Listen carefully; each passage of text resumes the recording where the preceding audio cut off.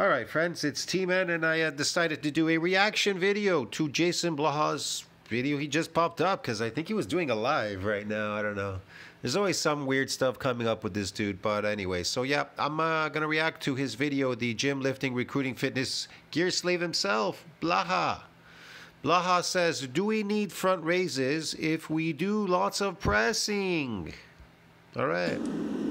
Front raises are useless if you do lots of pressing. Hey everybody, it's JasonBlaha here, and I thought I would chat with you guys and gals a little bit about this. So they're useless if you do lots of pressing, front raises. Okay.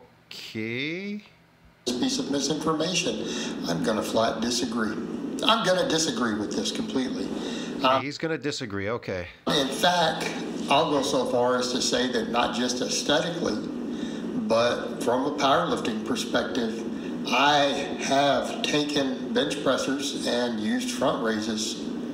I've taken power lifters and used front raises to help get their bench up, okay? Keeping in mind, if they have a shoulder weakness, their shoulders are limiting their bench, I will incline bench them and front raise them into the ground, okay? He will? Blaha will do that? On drugs or off drugs, Blaha? Please tell us, officially or artificially, can you do that? So this idea, and you get this idea, you know, that's the crazy thing. You know, it's kind of too bad, Blaha, that you could never do it yourself. You had to be on those drugs your entire life. And wow, I mean, I'd ask for my money back right away. All these people who will talk about volume, all these high volumes of training being helpful for hypertrophy, some of them will stand around and say, well, if you're doing bench pressing and incline or bench and overhead, front raises. These are funny. These exercises here he's doing. They're all concentric movements. Look how he pulls the bar all the way up to the top, but when he brings it down, it's nice and soft. Watch. Watch his arms bend here. Right there. There you go. It's just a very soft. It's a very soft landing. He's not really pulling. I don't see his shoulders separating there. There's no eccentric. It's all concentric. It's all concentric. There's nothing going on there, man. There's nothing going on there. People don't even know what eccentric actually really does to a muscle. Why the eccentric and what you're going to get out of it, a bunch of stuff. But concentric, there's nothing going on there, dude. Without an addition of these nuclei, you can't support further muscle growth, so you're just turning over protein. You're just wasting your time. That's why he's not changing. He's not changing because he's not. He's just turning over protein. That's all he's doing. He's an endurance athlete, exercise slave, whatever. He's inflaming his cells, that's for sure, with water. Walking around with inflamed cells, muscle cells. Other than that, some glycogen too in there too, right? Because, you know, he eats slave food. He eats artificial slave food for glycogen. Yeah, but again, this is sarcopenia. Look at those legs. Look at the arms. And look at the wide waist. Sarcopenia. Okay, well, you got to get your volume somewhere. Yeah. And here's where I'm gonna disagree with that. Look, his arms, he doesn't allow the weight to pull his shoulders all the way down to the bottom, the eccentric portion. Watch. Just bends, see? See that? Right there. It's not straight out. His shoulders aren't going, I don't see his shoulders separating going down for the eccentric. There's no eccentric. See that? There's no eccentric. Look how they're lined up. They're still wide across. Watch. And he goes up. That's it. And then he pulls upward on them. But when they go down, I don't see them like drooping. He's not pulling on them, so there's no eccentric. I could use the example of bodybuilders. How many champion body? That isn't bodybuilding. Bodybuilding is really mostly all eccentric work. It's a lot of heavy load, eccentric work, stuff like that. That's what bodybuilding really is. The way to change your body is through eccentric loads. It tells you morphological and architectural changes happen with eccentric exercises. exercises. It never says that in PubMed NCBI, that concentric exercises are associated with morphological or architectural changes or muscle damage or an addition of these nuclei or anything like that. It fucking doesn't say any of that shit in there. You know, I'm not saying it doesn't give you some neurological drive and help you get some of these androgen receptors, but they're artificial. Those definitely are artificial. These are actually real, what you're getting in eccentric.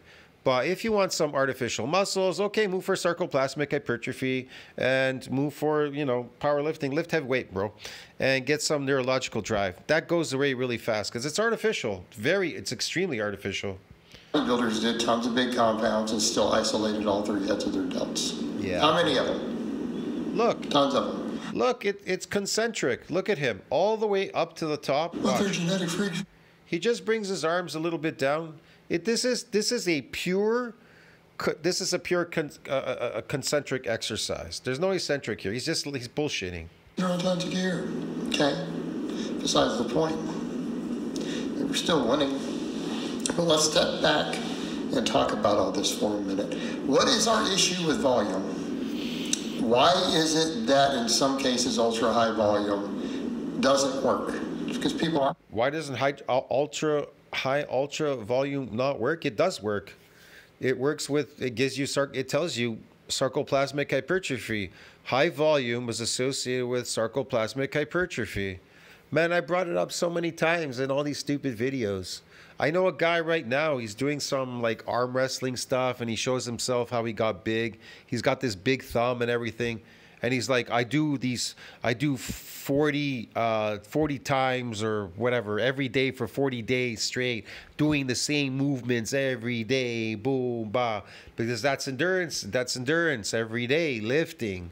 I'm not saying you're not getting a neurological drive, but he's eating a slave food diet. So it's grabbing the carbs because for every gram of glycogen, if you're eating that, every gram of glycogen, 3 grams of water are being drawn between the skin and the muscle into the fucking muscle. That's kind of an obvious. But if you're not eating any carbs, then no glycogen is going to be absorbed. Get it? So no sarcoplasmic hypertrophy. If you're eating a pure meat diet, hello, yeah, then there's no carbs, yeah? So if you do all these exercises, this arm wrestling guy, bull every day, 40 days in a row, will that thumb get big like that? No. I'm not saying there won't be something there, but no, definitely not the way he showed it. Like his arm and his forearm and whatever he got there. It's sarcoplasmic, dude. Muscle is astronomically difficult to build. But sarcoplasmic, anybody can build that. That's bullshit. He thinks his strength is coming from the size of the sarcoplasm. No, his strength came from the neural drive of doing that every single day. If you're lifting a weight every single day, you're going to increase neural drive. If I came to the gym and I did 2 sets every day, just a bunch of muscle groups, and I did them really heavy, just one set, 2 reps, whatever per set. I do 2 or 3 or 4 sets, and I do like 1 rep max or 2 rep maxes on every set, right? Every set. Of course, and I come in every single day to the gym. Definitely, I'm going to get really good at lifting these heavy weights. Get it? That's the whole point. You start adapting to the weight, but you're not adapting to your exercises by getting more muscle. That's for sure. But that's endurance if you're coming in every day. And so if you're eating the slave food diet, the glycogen will get absorbed into the muscle. Recovering from it. Yeah. Okay. Again, step back and think about that. Yeah. They're not recovering from it. We know that there really is almost an open-ended stimulus to volume. Okay. When I promoted really low volumes of training is because I told people, look, you can make 80% of your gains off of lower volumes if you train really hard. You still make really good gains, especially if you need it for the recovery. You're going to make really good gains. Where are these gains then? All right. Where are they? All the available data we've observed shows there's a nearly open-ended stimulus to volume, but there's a diminished return. Why? Because it eats so far into your recovery. Okay? Eats into your recovery. So here's the point. We'll talk about 10 to 20 sets, right? I like to use that term. And we'd say most of us will agree. Even the data has always suggested over the years up to 20 sets definitely produces growth. It's just, we could argue smaller amounts of growth, right? Definitely separate. Whoa, is Blaha getting weak there? He needs to inject more of the strength to lift that weight. Looks a little bit weakish there. Once you get past 10. And I think that's generally universally agreed. There could be exceptions. I think almost irrespective of what volume camp you were in. Either damn, that beard is gray. Anecdote. Woohoo! I love this. I love when he does these. Release. That one, he looks like he's gonna pass out with the little arms. Holy shit. That one's even looking more funny. Scientifically. Oh yeah, Blaha. There he looks mesmerized. I'm gonna use these. With it, we agree on that. There starts to be a point of diminished returns rapidly after about 10 sets. Diminished returns after 10 sets. Diminished returns, you mean in lifting? Because your neural drive is messed up? Or diminished returns in muscle gains? There's no gains, man, from lifting a weight. He wants to convince you that lifting a weight is going to give you gains. Per week for a muscle, okay? How many people are really doing more than 10 sets of big compound? I mean, realistically speaking, you really going to do 15 sets of flat bench? You can tell me you're going to train hard doing that? I think you're going to have a lot of garbage sets if you do. Look, I just told you guys, I started going back to the gym again the last month. And I did about 5 sessions. This is the 6th session I'm coming in. I think this is the 6th or the 5th. This might have been the 5th or the 6th. I don't know. And next week will be the 6th. And I'm already looking amazing, bro. And pure meat diet. I'm not eating any carbs because I want to build some new muscle. I want to build new stuff.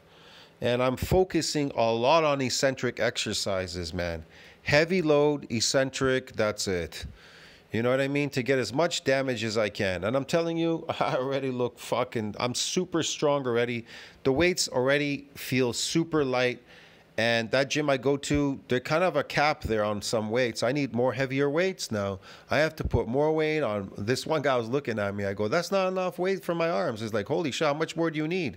Man, I need to do like 300-pound fucking curls and shit, bro, for my arms and shit. That's no good. So now I have to do like 1-arm rows with these machines because if I do both arms on there, it's too light. So I got to use 1 arm for the entire stack. I have to move the whole thing. And the guy's like, Jesus. I go, because I'm moving for eccentric exercises, bro. Get it? I need to do rapid. They need to be rapid. They need to be fast and hard and whatever because I need damage in there. I'm not going to come to the gym and waste my time. I'm only coming in here once a week, you know? So I still do my ab work and my neck before I leave. I try to get those in for sure. But already I see a lot of change in my body quickly. But Blaha, he's not going to see any change in his body because you can't get a different outcome doing the same thing. If you're looking for a different outcome doing exact same exercises, you'll get the same outcome. Which will be this, a zero.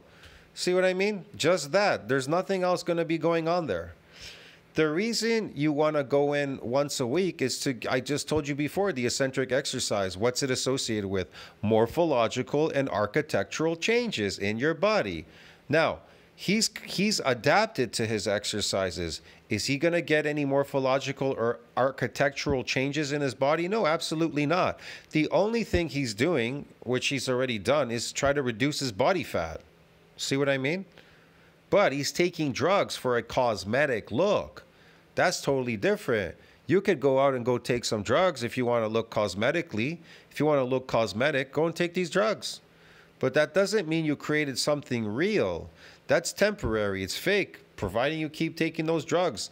And over time, they're toxic, bro. So watch out. If you want to live a short lifespan, keep taking these drugs. Yeah. But I don't know if he's taking into the ground. You know, but I don't know if he's actually taking them. He's got a droopy chest there. I don't know what's going on. Maybe he is, maybe he's not. I don't know. It's kind of weird.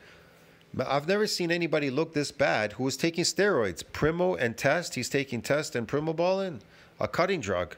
How could you look that bad taking these cosmetics? That's crazy. Something going on there. How many sets of bench you see me usually do? Rarely more than 3 anymore. Flat bench? Even when I did 6 sets, splitting it up 3 twice a week, it got hard on recovery. All right, you're not doing that. All right. Most guys out there, you're not doing more than about 9, 10 sets of all pressing total. With big movements, talking incline, barbell overhead, flat bench, that's a lot. Most guys aren't doing much beyond that. That's a lot. Where are you filling in this volume? It's definitely a lot, Blaha. Well, all of our lot. Okay, yeah, but do they fully work all of that? Usually if we're doing all those things correctly, we're trying to focus more on the side head. So you can make the case front raises and stuff have their place because you're only going to do so much pressing to beat your joints up. Front raises don't. I mean, if any of you out there ever taken a few sets of front raises to failure and really said, oh man, my shoulders and my joints will beat up? No, we can't do that much weight. So if we are going to... I can do a lot of weight because I'm focused on the... He's focused on the concentric. I'm focused on the eccentric portion of the weight. I'm not interested in the concentric. Talk about maximizing volume, which not everyone needs to do, mind you. Doesn't a front raise have a place? He doesn't focus much on the eccentric part because he knows it'll weaken him quickly. It weakens you very fast. When you have the weight drag your muscles down, keep dragging them down and down, there's a heavy stretch on that muscle. It's going to weaken. That's why people always tell you, don't stretch before you run because it weakens the muscle when you stretch it. All these athletes knew this in the past. When you did stretches, it weakens you. Why? Why does it weaken you? The coupling system and everything. It fucking weakens you, man. Everybody knows that. That's why you have to drive through your exercises quickly when you're doing eccentric exercises. You're going to get weak very quickly as you're moving through all these exercises. Believe me, you're going to get super weak really fast. I usually can't do my chest anymore. I just keep doing. Now I don't even count the sets anymore. I do the same set and rep range between. I start with my set and rep range is always 5 sets of 12 repetitions. But here's the thing. It's like I could do all 12 of the 5 sets. But then all of a sudden, I noticed that I can still do more. So I just keep doing more until I notice that muscle has failed. I can't do anymore. I can't even move the weight anymore, not even for like 2 reps. So I just leave it, I abandon it, and I need to do something else. That's it. Now I know I've definitely got sufficient amount of damage because that already tells you it's done. That muscle is done, man. See what I mean? Then move on. That's how you'll know too. That's another indicator in the exercise that you know in that exercise you've gotten damage. Now, how do you know that you got sufficient damage after these exercises? Well, usually that pain should last for 4 days. You should be in pain for the next 4 days. Yeah, pretty much. That's about it. Yeah. And after that, it should subside after 4 days. It's still in a repair and a remodeling phase. By the 7th day, you can come back and do it again. Hit it again.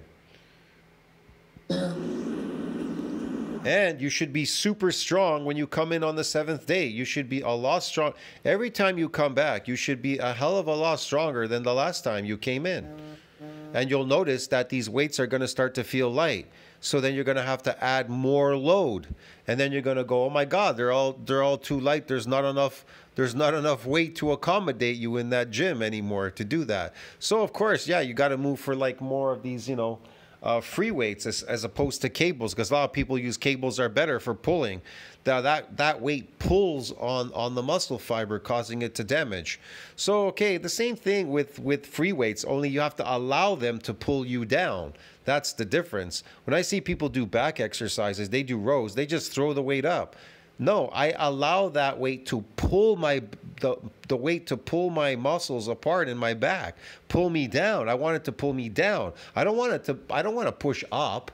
I want to pull up a bit, but as I'm lowering, I want it to pull me down with all its force that way. Get it? It's the multiple stretches on the muscle fibers that cause these micro tears to it. So then they can grow back bigger and stronger. So every time you come back, that weight should feel a lot lighter. You know, so what? So let's say you're doing 12 sets of chest pressing a week of some type. All right. You don't think you still have? Look at his exercise. It's concentric. Look, he didn't bring his arms down. Watch how far he brings it. Some growth. Right there. He stops right there. It's a partial rep. These are partial reps. So he's all his like I said, all his exercises are concentric. Now, I usually start from that point and then I lower the weight down and then I go back to that point right there. But he goes up to that point, up, and then brings it back to that point. Watch. There he is at the top. And then he brings it down right there. That's it, bro. See? That's it. So you're telling me he's doing full range? Are you telling me this is eccentric? This is not eccentric. This is concentric. So what kind of growth are you going to get in concentric for a muscle fiber? Nothing. There's nothing going on there. Huh, come on, man. Wake up. Raises? And you don't think it carries over to your side delts and other stuff? That's partial rep, bro. That's a partial rep right there. He stopped. That's partial rep, bro. There's no eccentric in his exercises whatsoever. Listen, I'm a pro at bodybuilding, especially that real bodybuilding, unreal bodybuilding. And I'm telling you, his exercises, they're shit. They're garbage. There's nothing going on there. I think that it's still useful. It's easy volume to recover from. If you're trying to push that edge of volume. Bro, my elbows are practically touching the floor. My arms go all the way down. My elbows bend inward. It's pulling my chest apart, literally tearing it apart. And then I'm pushing it back up. I push it up partial weight, and then I go let the load go down, drag me down. That's the point.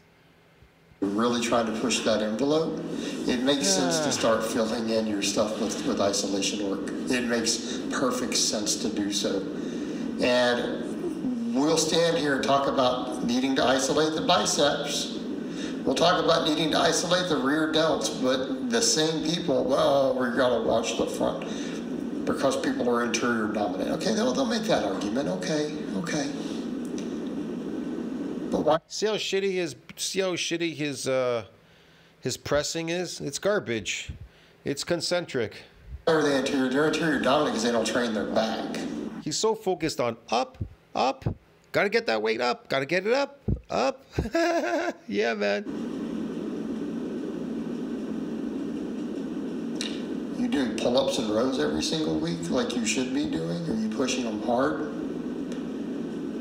Probably not that interior dominant. Okay? Because everyone was bench pressing and not training their lats.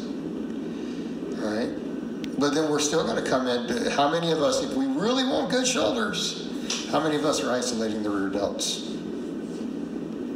Most of us. How many of us are going to? I mean, look at this exercise. This is pure concentric, no eccentric. Look, watch. Isolate the side delts. See? Of course we do. Look where he brings it, and then he brings it up again. Why are we going to skip the front delts? I mean, realistically. Oh man, that weight has to practically touch that floor. His arms have to bend all the way back, and that weight has to touch the floor practically, okay? To be in an eccentric motion.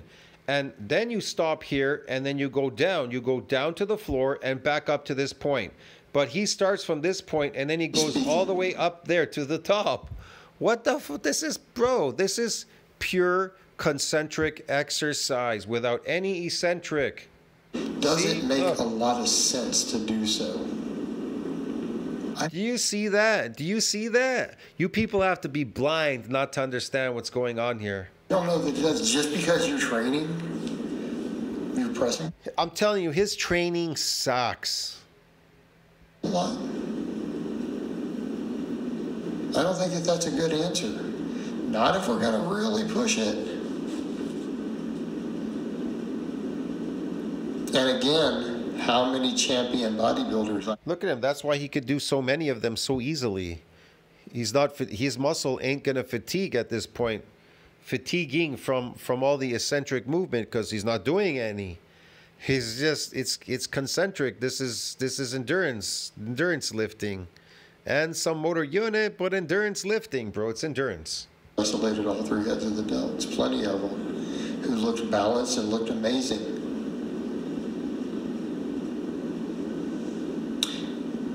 Apply the same rule that you apply to every other muscle.